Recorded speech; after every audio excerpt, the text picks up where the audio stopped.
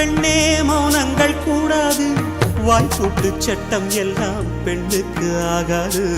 வண்டெல்லாம் சத்தம் போட்டால் பூஞ்சோலை தாங்காது, முத்துக்கள் சத்தம் போட்டால் வண்டுக்கே கேட்காது. ஆடிக்கு பின்னாலே காவேரி தாங்காது, ஆளான பின்னாலே அல்லிப்பூ மூடாது. ஆசை துடிக்கின்றது. உன் வீட்டு தோட்டத்தில் பூவெல்லாம் கேட்டுப்பார், உன் வீட்டு ஜன்னல் கம்பி எல்லாமே கேட்டு